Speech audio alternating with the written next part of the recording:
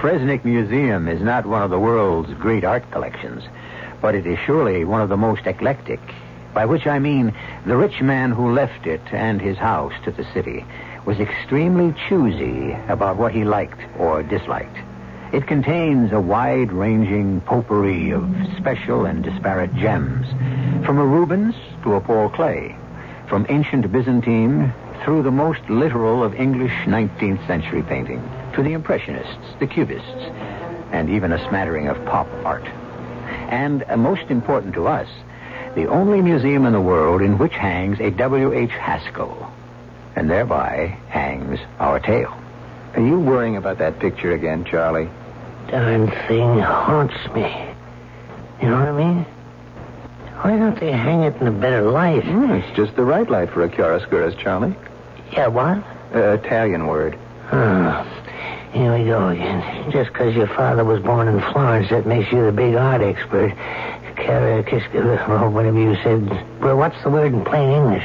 Well, there isn't any. A chiaroscuro means, the arrangement or treatment of the light and dark parts in a work of art, whether color or black and white. Yeah, but this painting here ain't in black and white. No, it's a monochrome. A what? Well, like it's done in different tones of all one color, kind of green-like. Oh, yeah. Now that you mention it, that's what it is. All green. And spooky and crawly like cheese mold. Ugh. Charlie, you don't like the picture. Why do you moon around over it all the time? It ain't me. It's him. Who? The little guy who's been coming in the last couple of weeks. Just around this time, after you go off. And? And nothing. He sits on a bench tail, leaning on a stick, and keeps staring. Staring at this here picture. Like he was waiting for something to move. Or something. Well, I don't know. To move? What could move? There are no figures in it. Well, I know what could move. Maybe he expects somebody sneaking around in all them trees. Oh, come on, Charlie. You're letting the job get to you. Now, I get crazy notions sometimes, living here in the past, like it was with the dead, with the quiet and all. But I thought you being older, it wouldn't get to you. I guess I was wrong. That ain't the deal, Joe. I mean, anybody that gets tied up in something dead and gone at my age gives me goosebumps. I don't figure to be around so long. You? You will bury your nephews and your cousins. What is it? Here he comes. Here who comes? The viewer. With the scarf and all. Let's make ourselves scarce, and you'll see what I mean. Why do I come here? Because somewhere, sometime, a man named John Brown has to be remembered. If not for himself, at least for what he could give of himself. Who would have imagined out of all the seemingly total failure of my life, this one last unexpected piece of immortality remains, and how bitter that it had to be this. The visual representation of everything that brought me disaster and tragedy. Just watch him. Charlie, I'm hired by the museum to watch a lot more than a sad gray old man who comes in for lunch and a rest. Look at him. He'll sit there and stare at that painting without moving from now till closing time. Oh, what is it that grabs him so? Well, why don't you ask him? You want to come with me for a minute? I'll show you why. Okay. Nice looking picture, huh? Well, it's one of my own favorites. It really seems to get to you, sir. Forget it, Charlie. Let's move. Yeah, just a second. You happen to know the artist or something? Come on, Charlie. Okay. You see? It's like no one was there but him and that screwy picture. Don't bother him. The guy could be a deaf or a mute. A museum is a special place for lots of guys. It's an escape. Deaf, mute, how I wish I were and sightless, or dead. Only I cannot die as long as any trace remains, and this is all that's left. Oh, my sweet God, have I not suffered enough? Can I not at last make the final sacrifice and atone for all my crimes? Is there no way back? Some hope to change the future? I am alone. Nobody watching me. Could I step into that frame and back into the past? Could I relive it again? Somehow change the course of fate? How long will I hesitate to try? What am I waiting for? If it is to be any time, let it be now. Joe! What is it now, Charlie? The old guy sitting on the bench watching the picture. We're back at the picture again. He just suddenly disappeared. Look, his age. He probably has weak kidneys. No, I don't mean that. He just walked into the alcove toward the picture, and when I moved around so I could see into it, he was gone. As though he stepped into the frame and out of this world.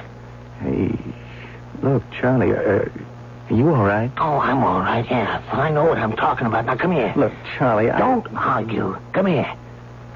Now, look. Look at the picture. That picture's an obsession with you. Look at it closely. Yeah, right there, on the path, moving up towards the front door. Charlie, I think you're flipping out. Now, you know there are no figures in that painting. Just look. I'm looking. I don't see anything. It's a kiss couture, or whatever you call it. It's hard to see in the shadows and the same color in what light there is, but he's there. Just the same. Creeping up towards the door. Who's there? The viewer. The old guy disappeared from the bench. Oh, you gotta be crazy. There's nobody there. Oh, how could you see without your glasses? Put 'em on. There aren't enough crazies wander in here from the outside. I gotta live with one on the inside. Okay. So my glasses are on. Where is he? It took too long. Didn't you see? He just went around the corner of the building to the back. You are as nutty as a fruitcake. I didn't see that. I wish I hadn't. You know what he was wearing? What? A tweed suit with knickers and high shoes with a skip cap. I ain't seen an outfit like that since I was a boy myself. Just before World War I.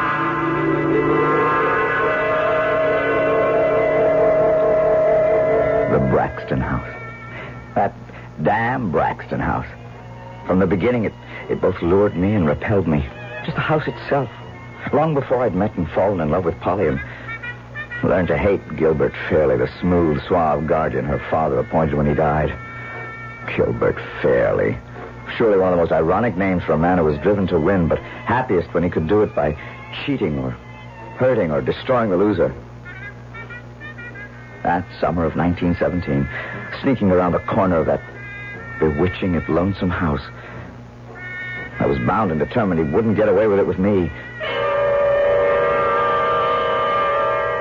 Charlie, I don't know if you're putting me on, but if you're not, I'm really going to start worrying about you. Joe, I swear. First off, I noticed the old man had disappeared from where he was sitting. And then I seen the guy in the picture. Moving. Dressed just like I said. But that wasn't what scared me so much. What was it? Right here on the path. You see where there's kind of a spot of moonlight, sunlight, or whatever it is? Yeah? Right there. He stopped for a moment. And he sort of looked back over his shoulder. Just long enough so I could get a glimpse of his face. Right. Mm-hmm. And he looked like Boris Karloff. No. But so help me, I know who he did look like. Or the way he could have looked back there around that time. Yeah, and now you're going to tell me it was your bench sitter, right? Your, what is it you call him, your viewer? That's just what I'm telling you. I lay $1 to donuts that old bum used to visit or sneak into this house around 50 years ago when he was a young guy. So Maybe he did.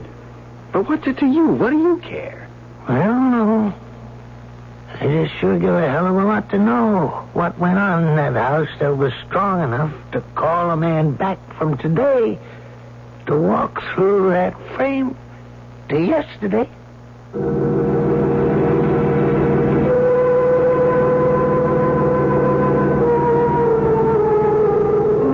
So, what do we have? An elder citizen filling a job who is slipping into senility without realizing it? Or a valid case of dreams come true? An old man who has come back from Lord knows what to moon over a picture that represents his youth and in some magical way has beckoned him back to it? To change the course of events? Or only to relive them? I shall return shortly.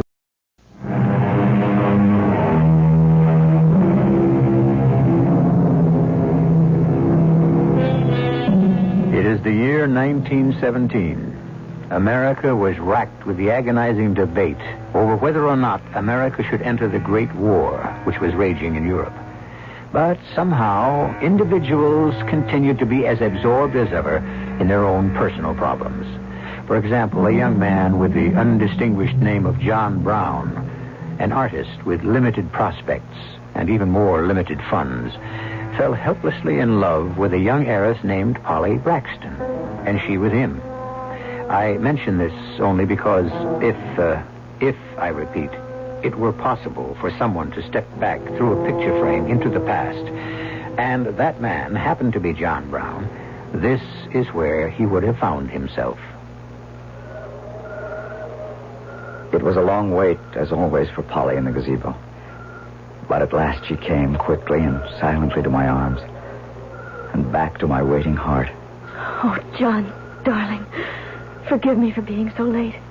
I couldn't get away from him tonight. It doesn't matter. Now you're here.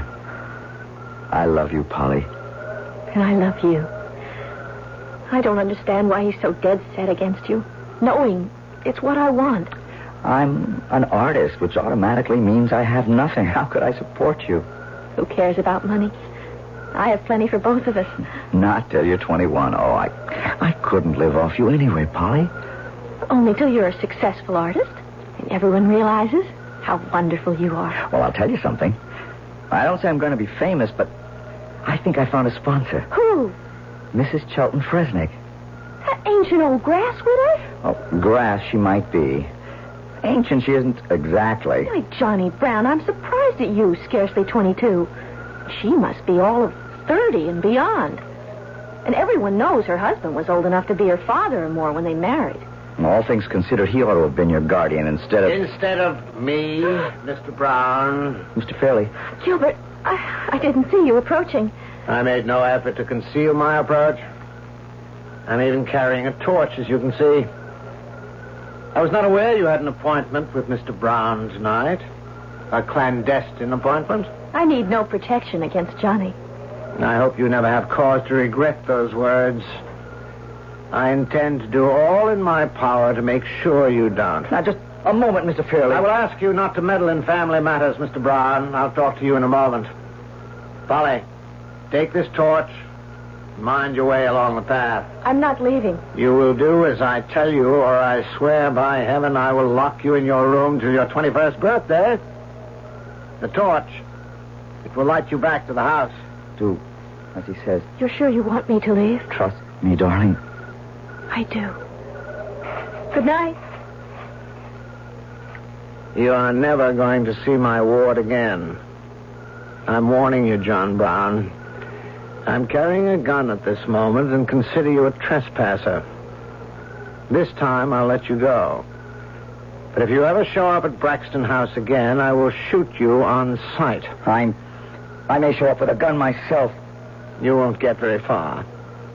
From now on, I'm turning loose trained dogs who'll tear any stranger within the property apart. I left quietly enough, my tail between my legs, but not as far as Mr. Gilbert Fairley thought I'd gone. By the front of the house, I doubled back to the trellis in the wisteria and was up on the porch roof in a moment, knocking at Polly's window gently. What is it? Polly, do you love me? You know I do. But what? Then let me in. We've got to talk about our future. If we're ever going to have any. Hey, Joe. Not the W.H. Haskell again. Yeah. What is it this time? The guy that was sneaking up the path. Yeah? I just saw him climbing up on top of the porch. And one of the windows was lighted up there. Oh, come on, Charlie. Not only that, but... What happened? Nothing happened, isn't that it? The window's closed. The light's out. It's just like it was before. Yeah, and just the way it's always been. Elope, Johnny? It's our only hope. I told you what he said. He'd shoot me or turn the dogs on me if I tried to come back and see you. But how... Well, how can we get married? I mean, without his consent. Cross the state line. And you're old enough in that state without consent. How would we get there? What would we live on? I have a sponsor, remember? I'm sure if I talk to her, she'll buy the rest of what I've got. She's already brought one of my paintings, and I have that saved up a whole $100. That would pay for the wedding and the trip and all. But couldn't Gilbert have the marriage annulled? Not if you... Well, I mean, not if... Oh. Oh, yes. Yes. Yes, darling. We'll do it. I'll meet you at Four Oaks on the way to church. I can borrow a Model T and we can drive all that day and make it across the state line in time to be married. By the time Fairley gets back, finds you gone, traces you, if he can, everything will be... Well, I mean, it won't be till Monday morning, and by then I'm... Oh, stop stammering, darling. I want to belong to you. To be yours. And once I am, he'll just have to accept things as they are. Till Sunday. Till Sunday. You'll never regret it. You'll never regret it. If either of us could ever have dreamed. But at that moment I was too concerned with another problem that lay ahead of me, which also concerned a woman. My sponsor, Marcia Fresnick.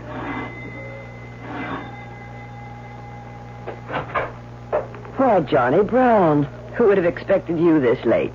And wasn't it clever of you to pick the maid's night out? Come in. I'm sorry to bother you, Mrs. Fresnick, but, well, something has come up that All right, Johnny. But do we have to talk about it in the hall? Let's go inside and be comfortable. And does it have to be Mrs. Fresnick? Well, now, Come on and sit beside me on the couch.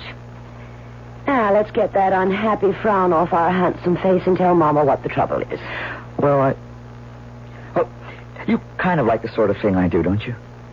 Well, I don't know. You haven't exactly started doing it yet. I meant my painting. Oh, that. Well, I mean, you did say something about helping me, and you did sort of promise to be my patron.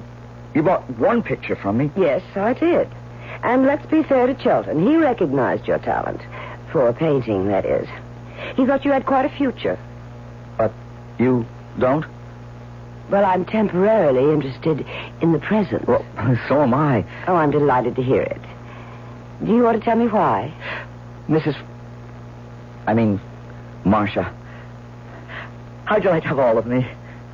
Well, now, that's quite a proposition. Why this sudden, capitulation, if that's the word? Well, because I need money. I paint because I want to, and everything I paint, I never want to let go, never want to sell, but it's... Well, just now I need money. Oh, is that all? Don't be silly. I have plenty for both of us, and you can still hang on to your precious canvases. Plenty? For both of us? I don't understand. Well, let's not talk about that in the living room. We could make it all much clearer upstairs. Upstairs? Oh, now, look, Marcia, I don't need money. Well, gee, I wasn't suggesting that, Joseph. Well, I need money for us to get married. Married? Well, I don't mean to you. I mean to Polly. Polly. Oh, you mean Polly Braxton? Gerald Fairley would never let you have her. He has his sights on her for himself. Mr. Fairley, he's old enough to be... Now, let's not discuss who's old enough to be who's what. And I don't want to talk about that silly little baby like Polly. Let's just concentrate on us. Sure, but what are... Through my husband's connections, I can arrange a one-man show for your paintings. But that will take time. In the meantime, there's you and me. I can't wait for a showing. I just like to be able to sell all I have to raise some cash. So you can try to marry Polly Braxton? Yes. You prefer her to me? Well, Marcia, it's different with us. You're damn right it is. You don't mind letting yourself out, do you? Since in a larger sense, you already have. The first thing the following morning, I went straight to Mr. Fresnick's dealer, who had handled the one sale I'd made. I laid my cards on the table about needing money. He said he couldn't handle what I want, but he would refer me to the Koppelman galleries. And that's all you have? Every canvas I've finished, Mr. Koppelman. Van Gogh or Renoir, you're not. Well, I wouldn't expect to be yet. Besides, they're not my style. But my style is to buy what I can sell, so buy? No. Handle you, show you, maybe. But right now I need cash. I'll take it on consignment, the usual percentage agreement, and I'll push it all I can. But that isn't what I need. Don't rush me. I didn't finish. With you, I'll make a special deal. An advance against future sales, $500, and I can see that's not enough. I'll stretch a little. $1,000 cash, but that is as far as I can go. When could I have it? I have a wagon downstairs. You help me stack these canvases in it, and you'll get it right away. I didn't question anything for a moment. Things had gone even better than I could have hoped. Polly and I met that Sunday as planned, crossed the state line by mid-afternoon, and got Polly settled in the hotel. We registered as man and wife, which we were going to be as soon as I found the justice of the peace. Then came the first blow. John, where have you been? What took you so long? When do we get the license? Oh, honey, There's something wrong. What is it? we can't get married yet. Oh, I knew it. God is punishing us. I knew it was too good to be true. We still have to wait 2 years until I'm... No, take it easy, darling. Not 2 years, just 2 days, 48 hours. Oh, is that all? Then everything's all right. Sure. Only... I know. This was to be our wedding night. We waited so long. Why does it have to be longer? I guess it's just the way the rules are made. But we are going to be married in 48 hours. We are man and wife already in our hearts. Couldn't we bend those old rules just a bit? Do we have to wait any longer? What harm would it do? Well, I guess, considering how much we both want each other, it wouldn't do any harm at all.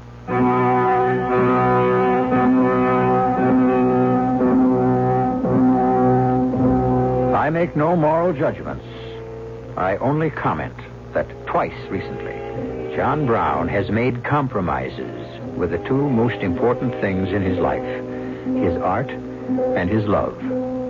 For some men, in any day and age, this has afforded no problem. For John Brown, marked by fate, or if you wish to call it retribution, it pulled his whole existence down upon him like a falling house of cards, spelled his immediate failure and final doom. I shall return shortly with Act 3.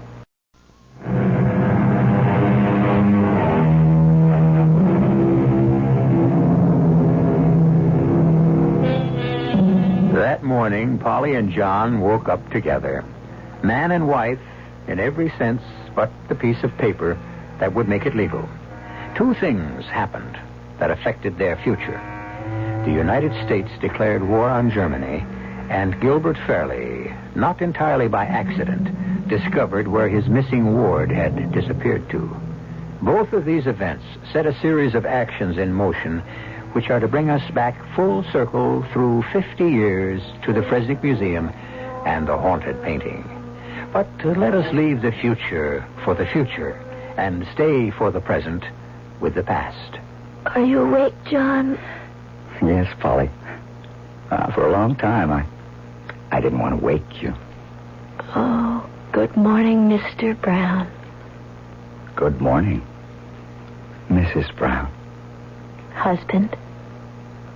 Wife. I feel so wicked. Me too. And in about 34.5 hours, it can all be nice and legal. Well, don't sound so bored about it. Well, I'm not, but after all, it's only a matter of form now. You're not worried about making a dishonest woman of me? Well, why should I be, since I have every intention of making you the other two? The other what? An honest woman.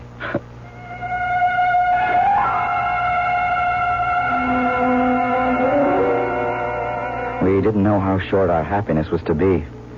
Hell hath no fury like a woman scorned. Well, perhaps that's an apt quotation, but I never thought Marcia would have felt that strongly.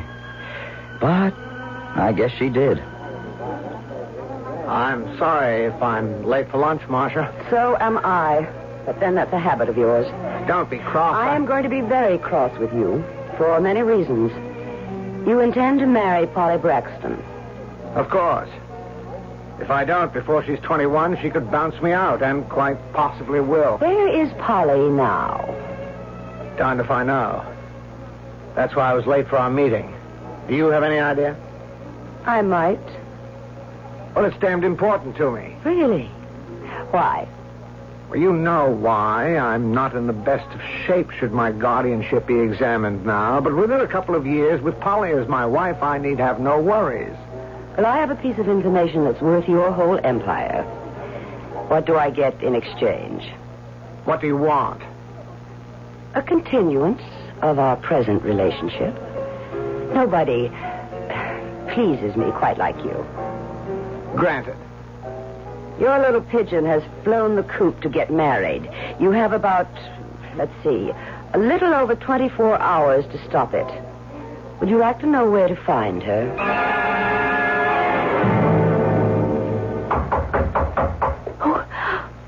Who is that, darling? I don't know. I'm terribly frightened. Try not to be. Go into the bathroom, darling. I'll answer it. Okay, I'm coming. Oh, it's you. Where is she? Where's Polly? None of your damn business. She's my wife now. Oh, no, she's not. I took care to check on that at the registrar's office before I came here. I'm going to have you up for statutory rape. And I have enough evidence on you to make it stick. No, please. I'll go in court and swear that... You could only hurt him. You're 19 and still my ward. And without a marriage license, you've still not reached the age of consent. Now, I'm giving you both one choice. Take it. Or I'll shame you and Polly out of all society, and I'll ram you in jail for the best part of your life, Mr. John Brown. What's the choice? We have just gone to war. We'll need plenty of cannon fodder. I shall expect you, Mr. Brown, to report to the nearest recruiting station today, or at the latest tomorrow. And Polly? I'm going to do something for Polly that you couldn't or wouldn't do. I'll make her my wife. And an honest woman. I won't go through all the pleading, the threats, the tears from Polly, and the vicious obstinacy of Gilbert. Today it would seem senseless. In 1917, it was a different world. And I ended up with one of the first cadres to ship overseas to the mud and the trenches as a member of the American Expeditionary Force. I think I prayed that a bullet would find me and put me out of my misery. But with the perversity of fate, since I didn't care about living, I was one of those who came back.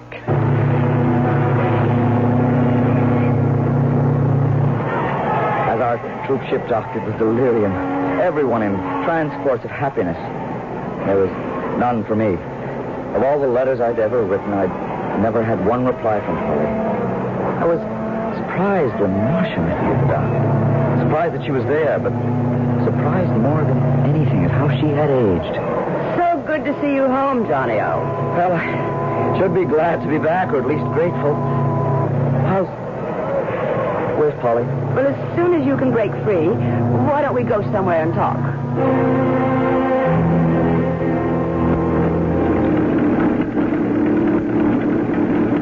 Where are you taking me? Back home with me. Are you surprised to see a woman driving a car? Yes, not you, but in general, yes. Well, I learned while you boys were overseas. The Women's Auxiliary did what it could. I'm sure it did. What about Polly?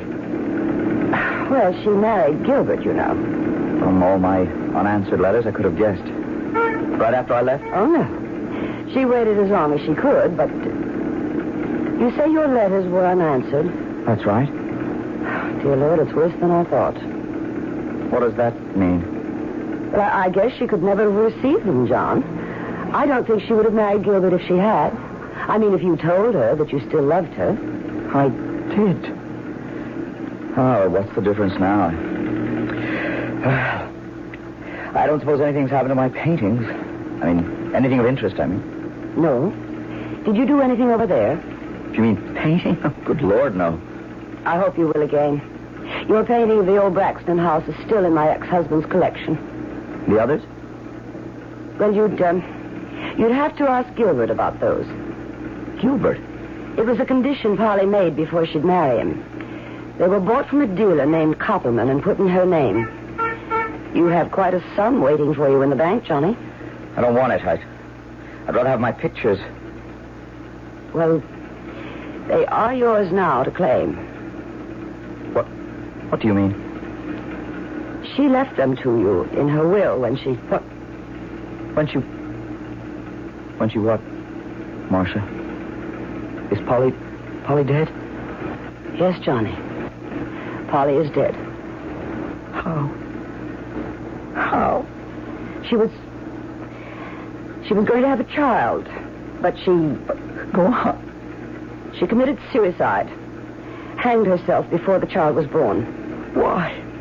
Why? That's something else you'll have to ask Gilbert about.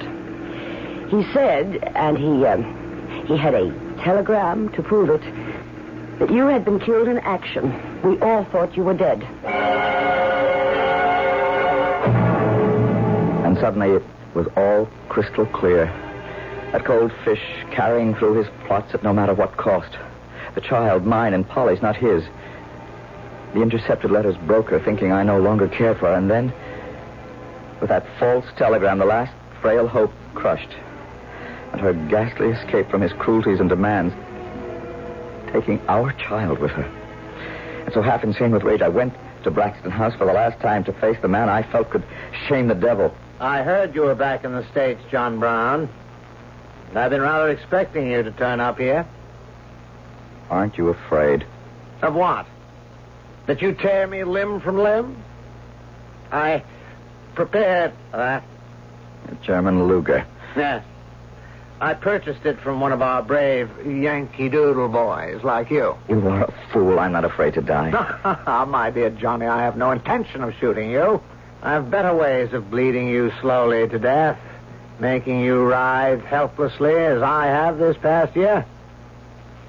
Come with me, and let me give Polly's legacy to you.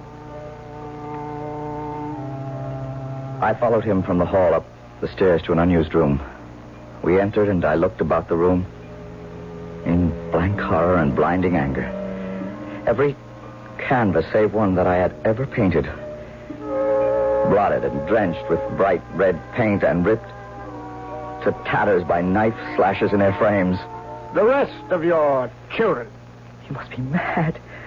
They're destroyed, ruined. How could you? My revenge for my humiliation. And now the last.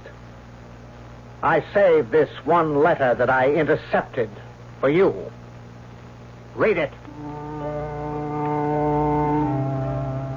I read it all. But the sentences that remain in my mind were these. You must understand, my darling, that I only married him to save you. And he will never touch me. Our child is growing inside me. And when you come back, we will arrange a divorce or an annulment so that we can be married. Please, be careful. You must come back. I love you forever now. And if God should only allow that, in the beyond. And suddenly, I went berserk. You bloody murderer! You killed her! Remember, I'm armed. You think that will hold me back? Damn you! You shot me. A lot of us brought Lugers home with us. I had mine, and it's bulleted in your gut. Get a doctor. I'm dying. It'll take a long time, though. And it will hurt. Maybe hurt enough to make up for what you did to Polly. And just to make sure, I am going to make an end to this charnel house. I am going to burn it to the ground. It can be your funeral pyre.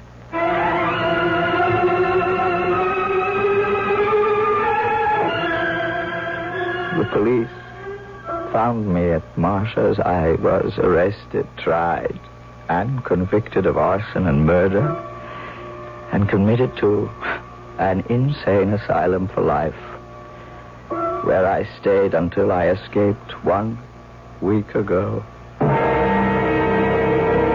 Hey, Joe, come on. Don't argue. Now I can really show it to you. Show me what? There's a light. A bright orange-red light in that upper window. Oh, are we back at the W.H. Haskell again? Yeah. And not only that, the old bum, the visitor, he's back, sitting on the bench. Yeah, see? Yeah, I see him all right, but... Good Lord, you're right. You see? Not only the upstairs window, but the other one over there and downstairs. Yeah. Looks like the house is on fire. You damn fool, the whole picture's on fire. Look, hold him till I can get an extinguisher. So, it is finally ended. The last of everything, even W.H. Haskell. Funny. All those years ago as a boy to feel that no painter of note would be just plain Johnny Brown. W.H. Haskell sounded more like it. And in the end, even he had to go. No immortality for any of us. Johnny. Polly. Hurry up, darling. We're waiting for you. We? Me. And your son. Your son. I'm coming. I'm coming. Time at last to put an end to tragedy and face a new beginning. Yeah, that does it. Not that it'll help the painting much. It's destroyed. Oh, you were right about that old boy. He is a vandal. Well, I guess. Yeah, I guess he'll get what's coming to him. The cops are on their way. Going to be a little late, Joe. What? The old fella here, he's gone. Dead? Yeah.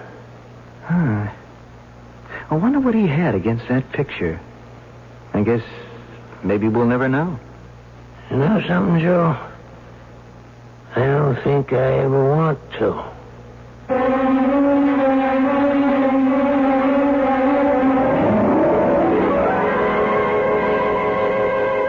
And maybe it's changed my own fascination for the idea of walking through a picture frame, like Alice through the looking glass, just to find out what lay deep in the heart of the forest or the cave, or the house with the blank windows that showed no life. It's none of my business, really. And maybe I wouldn't like what I found there. I'll be back shortly.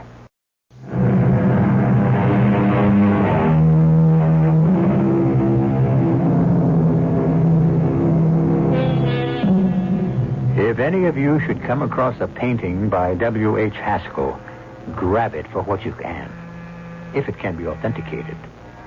After the incident in the museum, the old story was raked up again.